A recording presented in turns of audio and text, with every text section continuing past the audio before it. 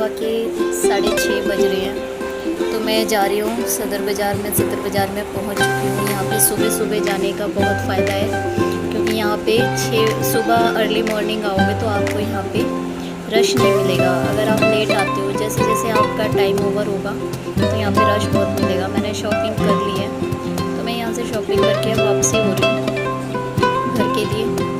तो अब हम अपने घर जा रहे हैं। ये कश्मीरी गेट आ गया है वापसी में। मैं घर पहुँचने वाली हूँ 10 से 15-20 मिनट में। 20 भी नहीं, 10 मिनट लगेंगे, क्योंकि स्कूटी से अपनी फ्रेंड के साथ आई थी मैं, तो उसके साथ आई हूँ। Hello guys, welcome back to my channel अच्छे व्लॉगर्स। आप कैसे हैं? आई होप आप ठीक होंगे।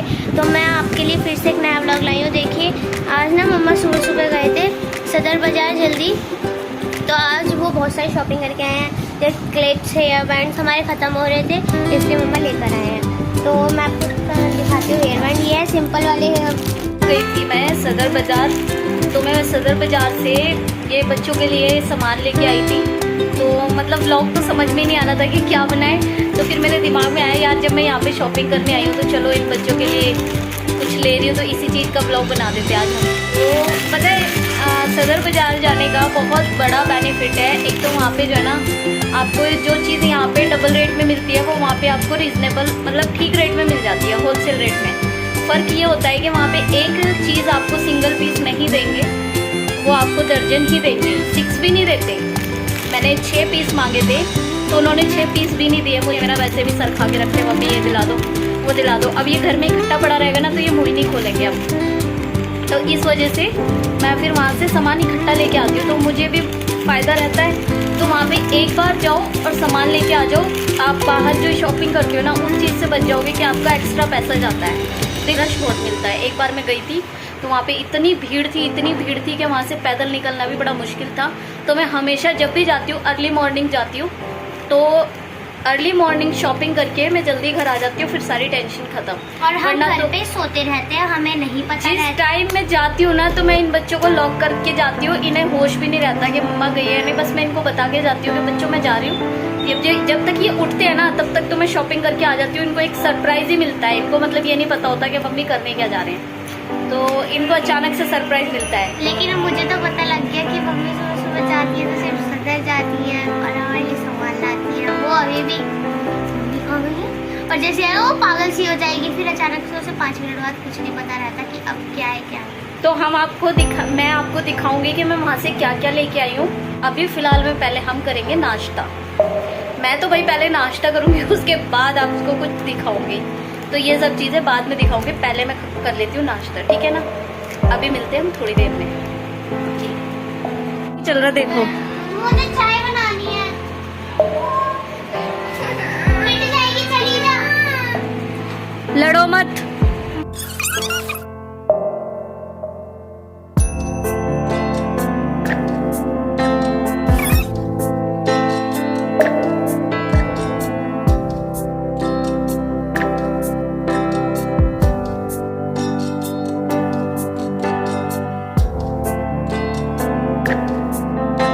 चीज़ है, बच्चों को ना तुम कितना भी खिला लो और बच्चों को कितनी भी चीजें दिला लो, इनका कभी मन नहीं भरता। हमेशा ऐसे देखेंगे जैसे पता नहीं इन्होंने कभी कुछ देखा ही नहीं है। इनकी ये खासियत होती है बच्चों के अंदर।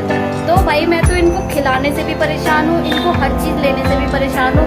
मतलब ये लगा लो, फिर भी इनको ये रहता है जैसे इन्होंने पहली बार कुछ देखा है। अब देखो इनकी हरकतें तो देख लो इनकी, जैसे इन्होंने कभी कुछ देखा ही नहीं।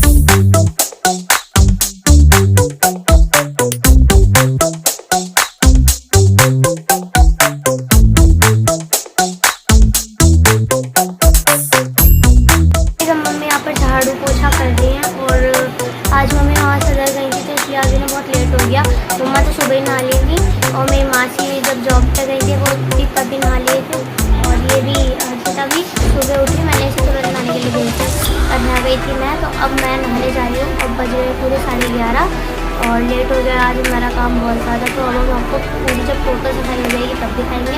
एंड मैं नहा के आ जाती हूँ, तब तक हम मिलते हैं। ये हर्षिता बोल रही थी कि मम्मा आपकी मशीन को बहुत टाइम हो गया, साफ़ नहीं हो पा रही है। तो कहने लगी कि मम्मा मैं आपकी मशीन को साफ़ कर देती हूँ। तो मैंने कहा ठीक है बेटा। तो दूसरी तरफ मैं अपना घर का और किचन का काम संभाल रही थी। तो इस तरीके से हम कभी कभी तीनों मिलके सारा घर का काम कर लेते हैं। घर मेरा ज़्यादा बड़ा नहीं है, बट यह है कि काम काफ़ी निकाल लेते हैं करने के लिए, जैसे डस्टिंग हुई, ये सब है। तो बाकी हर्षिता से हम बहुत कम काम कराते हैं, एंजल और मैं ही करते हैं ज़्यादातर। यहाँ पे हमारा घर एकदम क्लीन हो चुका था, साफ़ सफाई हो चुकी थी। तो उसके बाद एंजल नहाने गई हुई थी, तो मैं बस अपना कुछ काम करने में लगी थी। ये देखो मैं ना थोड़ा सा जैसे मस्ती में हो रही थी, तो मेरा भी मन कर रहा था कि मैं भी मस्ती मार लूँ। तो फिर हर्षिता बहुत मजाक करती है। ये तो मतलब इतनी मजाक करती है कि कई बार कोई बंदा शांत बैठा है ना, चुपचाप बैठा है, तो ये मतलब बिना मजाक के पंगे लिए रहती नहीं है। तो मैं तो अपने बच्चों के साथ ही खेल लेती हूँ, बच्चे मेरे साथ खेलते हैं, तो हमारा टाइम ऐसे ही स्पेंड हो जाता है तीनों का। तो हम इसी तरीके से अपना टाइम स्पेंड करते हैं। मतलब मैं बहुत रेयर होता है कि जब मैं इनके साथ मस्ती करती हूँ, वरना तो ये अपने फ्रेंड्स के साथ ही खेलते हैं। क्योंकि मैं कभी कभी तो देखो बंदे का दिल होता है कि हाँ हमें भी थोड़ा सा वो कर लेना चाहिए। तो मैं बच्चों के साथ अपने ऐसे ही रहती हूँ जैसे एज ए फ्रेंड। मैं कभी ज़्यादा उनको उसमें नहीं रखती। प्लीज मुझे बताओ ना अगर मेरी शक्ल इतनी बुरी है। अरे हाँ, मेरे फ्रेंड्स कहेंगे यार तेरी मम्मी से तो मुझे बहुत ही ज़्यादा डर लगता है यार, दीदी आपकी मम्मी कितनी डेंजरस है। यार मैं ऐसी लगती हूँ, मैं कहाँ से डेंजर लगती हूँ, मेरी खड़ूसों जैसी शक्ल है। नहीं, मेरी खड़ूस जैसी शक्ल नहीं है, मेरी क्यूटी शक्ल है। अपनी तारीफ ये आंटी खुद ही मारती रहती है। कहाँ से लगती हूँ मैं? क्यों डरते बच्चे मुझसे, क्यों डरते हैं? देखो भाई, जब बच्चों के सामने हमें डांटेंगे तो बच्चे को तो यही लगेगा कि अगर हमने इनके सामने कुछ बोला तो ये हमें डांटेंगे। पिद्दी ले लो।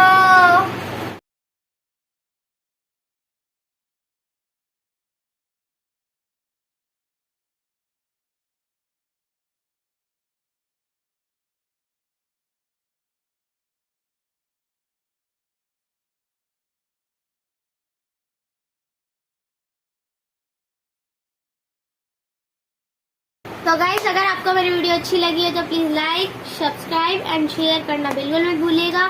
एंड अगर आपको ऐसी वीडियो और चाहिए तो प्लीज कमेंट में बताइएगा कि आपको हमारी वीडियो अच्छी लगती है। उसके बाद बेल आइकन को प्रेस करना बिल्कुल भी ना भूले, और वीडियो को फुल वॉच करें और सब्सक्राइब जरूर करें। सपोर्ट भी करने ना हमें, इससे अच्छा